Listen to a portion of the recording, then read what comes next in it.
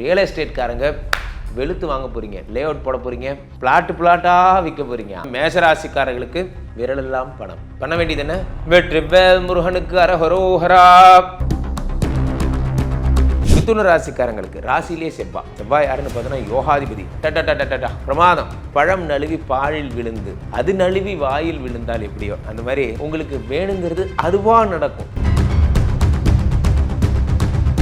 குடும்ப வாழ்க்கையில் பிரச்சனைகள் இருந்துகிட்டே இருக்கும். செவ்வாய்க்கு ஒரு கெட்ட பழக்கம் என்னன்னா, எதை பார்ப்பானோ அதை கெடுப்பான். ஸோ செவ்வாய் உட்காந்து 7ஆம் இடத்தை பார்த்துடுறான், அதே மாதிரி 8ஆம் இடத்தை பார்த்துடுறான், 4ஆம் இடத்தை பார்த்துடுறான். 4ங்கிறது பார்த்தீங்கன்னா வீடு மாடு மனை.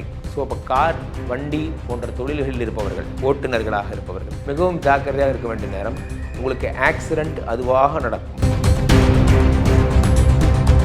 வெளிநாட்டை கும்பலுக்கலாம் அந்த அளவுக்கு மிகப்பெரிய ஆற்றலும் வலிமையும் வல்லமையும் செவ்வாய் உடம்புல இருக்கிறதுனால. ஆனால் செவ்வாய் உடலில் இருந்தால் ஏற்படும் பிரச்சனைகள்.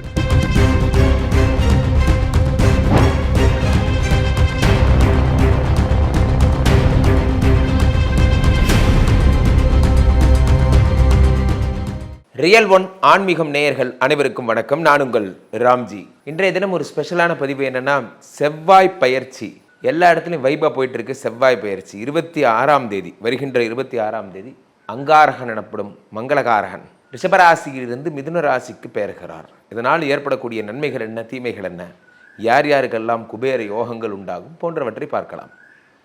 அதில் முதலாவதாக மேஷராசிக்காரர்கள். மேஷராசிக்காரர்களை பொறுத்த வரைக்கும் ராசிநாதன் 3ஆம் வீட்டில் மறைவது மிகவும் ஒரு மோசமான ஒரு காலம். இந்த 26ஆம் தேதியிலிருந்து அக்டோபர் 10 தேதி வரைக்கும் பார்த்தீங்கன்னா உங்களுக்கு ஹெல்த் ரீதியான அந்த பிளட்டு சம்மந்தப்பட்ட அனிமியாக இருக்கிறவங்க, அல்லது பிபி சுகர் இருக்கிறவங்க, பிளட்டு சம்மந்தப்பட்ட இஷ்யூஸ் இருக்கிறவங்க ரொம்ப கான்சன்ட்ரேட் பண்ணணும். அதே நேரத்தில் செவ்வாய் 8குடையவன் உங்களுக்கு ராசிநாதன், அதனால் பெருசாக ஒன்றும் பண்ண மாட்டான். 8குடையவன் 3இல் மறைவதால் விபரீத ராஜயோகம் என்பது ஏற்படும். விபரீத ராஜயோகம்னா என்ன அப்படின்னு பார்த்தீங்கன்னா, லேண்டு சம்மந்தப்பட்ட விஷயங்களில் புதிய திருப்பங்கள், வழக்குகளில் புதிய மாற்றங்கள், உங்கள் பக்கம் தீர்ப்பு வர்றதுக்கான வாய்ப்புகள் போன்றவை ஏற்படும். உங்கள்ட்ட யார் ரொம்ப நாளாக ஒம்பளுத்துட்டு இருக்காங்க அப்படின்னா அவங்கெல்லாம் இந்த பிரச்சனைகளை தீர்த்துட்டு உங்கள்கிட்ட சமாதானமாக போயிடுவாங்கன்னு வச்சுக்கோங்களேன். அந்த மாதிரி.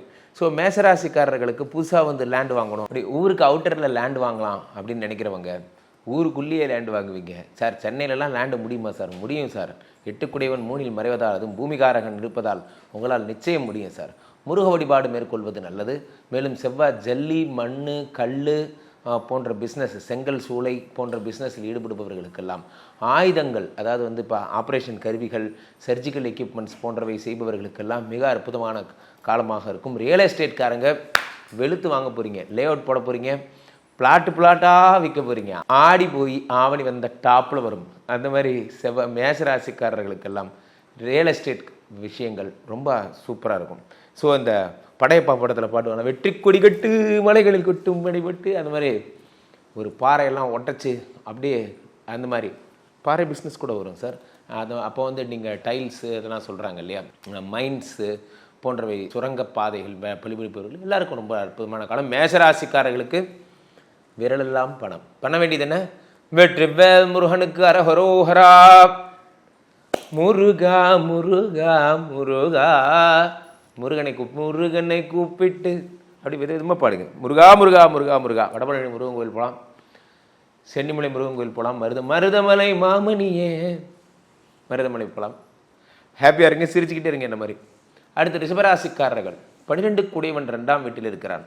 செலவு பல வழிகளில் வரும், அதுவும் செவ்வாய் வேற. அதனால் 7குடையவன் 2இல் இருப்பதால் ஒரு புதிய முயற்சிகளில் வெற்றிகள் கிடைக்கும். புதிய முயற்சிகள் அப்படிங்கிறது பார்த்தீங்கன்னா, 7ங்கிறது நண்பர்கள், புதிய முயற்சிகள், மனைவி போன்றவற்றை சொல்லலாம். மனைவி வழி தனப்பிராப்தி. இப்போ என் ஒய்ஃப் சொத்து ரொம்ப நாளாக வராமல் இருக்குது சார், பிரச்சனை இருக்குது சார், அதெல்லாம் தீர்ந்து வரும். செவ்வாய்னாலே வழக்குகளில் வெற்றி மேல் வெற்றின்னு சொல்லுவாங்க. அந்த மாதிரி. ஆனால் அதே நேரத்தில் 12குடையவன் 2இல் இருக்கிறதுனால அது ஒரு சுப விரயமாக மாற்றிக்கொள்வது உங்களுடைய சாமர்த்தியம். ஃபார் எக்ஸாம்பிள், உங்களுக்கு ஒரு 5 லட்சம் வருது அப்படின்னா அந்த 5 லட்சத்துக்கு எத்தனா ஒரு இடம் வாங்கி போடுறதோ, ஒரு கோல்டு மேலே இன்வெஸ்ட் பண்ணுறதோ, அது உங்கள் சாமர்த்தியம். அதை நீங்கள் கையில் காசு வச்சுக்கக்கூடாது. ரிஷபராசிக்காரர்கள் யாரெல்லாம் இந்த செவ்வாய் பயிற்சிக்கு பிறகு கையில் காசு வச்சுருக்கீங்களோ அந்த காசு எப்படி போகுதுன்னே தெரியாது, அவ்வளோ வேகமாக செலவாகும். முக்கியமாக உங்களுடைய சகோதர சகோதரிகளுக்காகவே நீங்கள் நிறைய ஸ்பெண்ட் பண்ணுவீங்க. ஸோ அதனால் நீங்கள் கையில் காசு வச்சுக்காமல் ரிஷபராசிக்காரர்களுடைய மனைவிகள், அதாவது யாரெல்லாம் ரிஷபராசிக்காராலோ புருஷா ரிஷபராசிக்காராக இருந்தால் ஆத்துக்காரி என்ன பண்ணணும், டேலண்ட்டாக காசு வந்தோன்னே அப்படியே வாங்கிட்டு போய் லேண்டில் போட்டுருணும். அப்படியே வாங்கி போய் இவர் வச்சுருந்தா என்ன பண்ணுவார், செலவு பண்ணிடுவார். அப்போ நீங்கள் இதெல்லாம் சரியாகணும்னா என்ன செய்யணும், இதெல்லாம் சரியாகணும்னா 2 கூடிய புதனுடைய வீட்டில் இருக்கிறதுனால ஒரு நாள் புதன்கிழமை செவ்வாய் ஹோரையில் முருகப்பெருமான வேண்டிட்டு விளக்கு போடணும். சிறுவாபுரி முருகன் கோயிலுக்கு சென்று கல் வச்சு கட்டடம் கட்டணும். சிறுவாபுரி முருகன் கோயில் சென்று கல் வச்சு கட்டடம் கட்டினீங்கன்னா வீடு போன்ற விஷயங்கள் துவங்குவதற்கான அற்புதமான நேரம். 12 கூடியவன் 2ஆம் வீட்டில் இருப்பதால் உங்களுக்கு வந்து இறை வழிபாடு, இறை நாட்டம், கனவுல சொப்பனத்தில் வந்து நற்செய்திகள் கிடைக்கிறது, பித்திருக்களுடைய ஆசீர்வாதம் கிடைக்கிறது போன்ற அத்தனை நல்ல விஷயங்களும் ஏற்படும். 2ங்கிறது தனஸ்தானம். தனஸ்தானத்தில் வந்து இறையினுடைய ஆசீர்வாதம் இருப்பதால் உங்களுக்கு வந்து பார்த்திங்கன்னா கோயில் சம்பந்தப்பட்ட நிதி, ஃபண்டு போன்றவை எல்லாம் கிடைக்கும். ஸோ ரிஷபராசிக்காரர்கள் யாரெல்லாம் கோயில் பணி, ஆன்மீக திருப்பணி மேற்கொள்கிறீர்களோ அவர்களுக்கெல்லாம் அற்புதமான நேரம், பொன்னான நேரம். அடுத்தது மிதுன ராசிக்காரங்களுக்கு ராசியிலே செவ்வாய் யாருன்னு பார்த்தோன்னா யோகாதிபதி. டட்டா பிரமாதம்.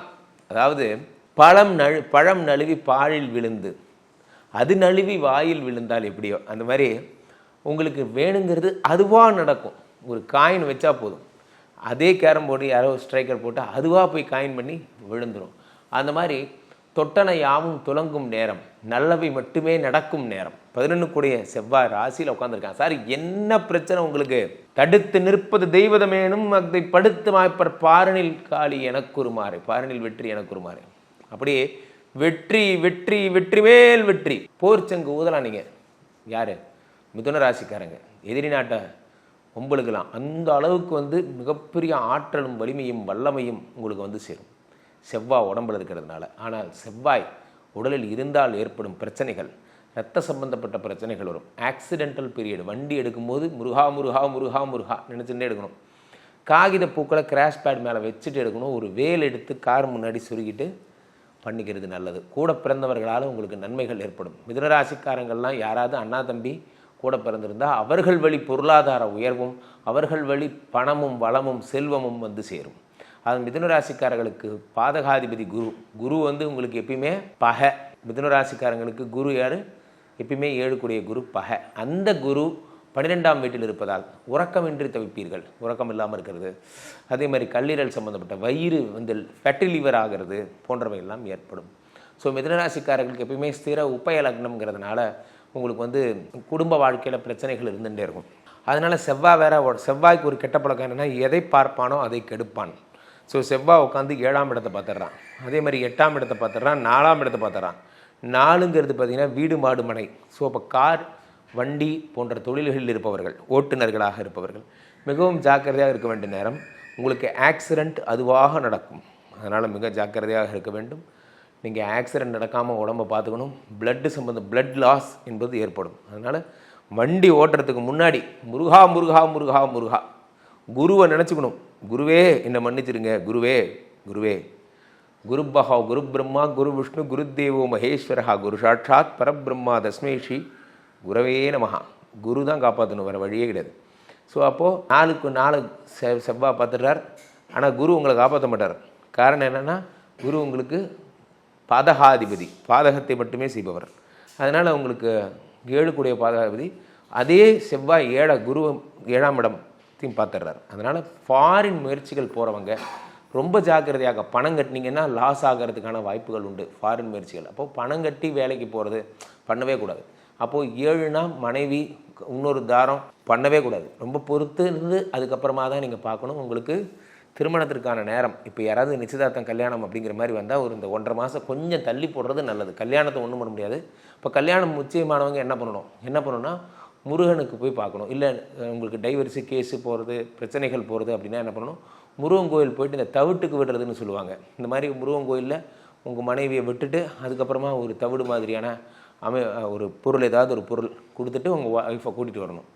அந்த மாதிரி அது மாதிரி நிறைய சம்பிரதாயங்கள்லாம் உண்டு. அதனால் முருகனை கூப்பிட்டு முறையிட்ட பேருக்கு பிரிய வினை தீருமே. முருகனை கூப்பிட்டு முறையிட்டால் மட்டும்தான் முற்றிய வினை தீரும். உள்ளம் பற்றிய வினை யாருமே. நம்ம பண்ண தவறுகள் சரியாகும். ஊழ்வினை உறுத்து வந்து ஊட்டும். எங்கே போனாலும் கர்மா என்ன பண்ணும் ஈஸியாக. ஸ்னேக் பாபு யார், கர்மா தான்.